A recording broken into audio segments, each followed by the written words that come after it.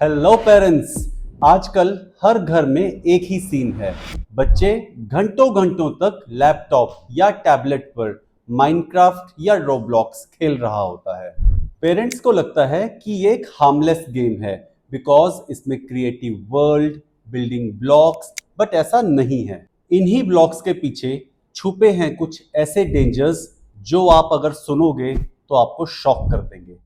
Research कहती है कि इंडिया में डेली लैक्स ऑफ बच्चे 2 से 3 घंटे ऑनलाइन गेमिंग में अपना टाइम खराब करते हैं। लेकिन असली सवाल ये है कि जो आपको स्क्रीन पर दिखाई दे रहा है पेरेंट्स, उसके पीछे अक्सर में चल क्या रहा है। सबसे पहले समझते हैं कि बच्चे इन गेम्स को इतना लाइक क्यों करते हैं।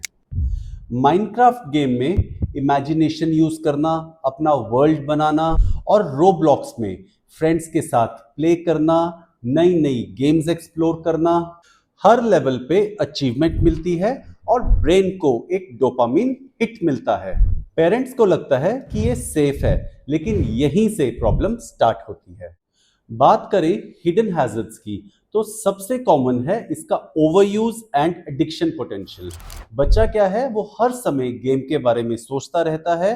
स्कूल के होमवर्क में उसका जो इंटरेस्ट है वो कम हो जाता है, नींद उसकी डिस्टर्ब रहने लग जाती है, और जब आप उससे मोबाइल लेते हो तो वो चिल्लाता है, चीखता है, टेंट्रम्स करता है। ये एक डोपामिन साइकिल है। जैसे गैम्बलिंग में होता है वैसे ही सेम गेमिंग में भी होता है। सेकंड रिस्क है online predators and unsafe chats का। रोब्लॉक्स में बच्चा जो है वो ओपन चैट कर सकता है स्ट्रेंजर्स से भी, और यही सबसे बड़ा डेंजर है। ग्रूमिंग, इनअप्रोप्रिएट मैसेजेस या फिर फाइनेंशियल स्कैम्स। एक रियल केस बताता हूं आपको। एक 10 साल का बच्चा किसी स्ट्रेंजर को अपना होम एड्रेस देने ही वाला था उसको आने के लिए। Just timely check of parents ने इस एक बड़े हादसे को होने से बचा लिया। थर्ड है इनअप्रोप्रिएट कंटेंट।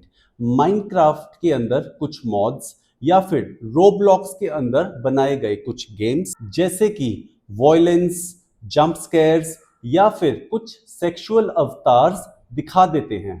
पेरेंट्स को लगता है कि ये गेम बच्चों की है, बट अंडर सरफेस बहुत कुछ गलत चल रहा होता है। नंबर 4 है इन गेम परचेजेस, जैसे कि रोबक्स और माइन कॉइन्स। ये करेंसीज हैं दोनों गेम्स की।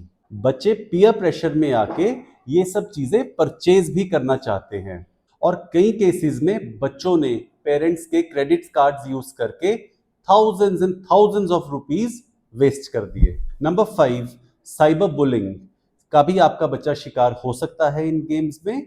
ग्रुप गेम्स में ऑफन टीजिंग, ट्रोलिंग या फिर एक्सक्लूजन होती है। बच्चा इमोशनल डिस्ट्रेस फील करता है, जैसे कि एंजाइटी, लो सेल्फ कॉन्फिडेंस। उसके बाद है फिजिकल एंड मेंटल इश्यूज। लंबी गेमिंग से बच्चों की आंखों की प्रॉब्लम, उसकी फिजिकल प्रॉब्लम, पोस्चर की प्रॉब्लम, बैक पेन, ओबेसिटी का रिस्क, और सबसे बड़ी problem sleep disturbance. Sleep disturb होती है तो नेक्स्ट डे स्कूल का परफॉर्मेंस कम हो जाता है और इरिटेशन लेवल जो है वो इंक्रीज हो जाता है।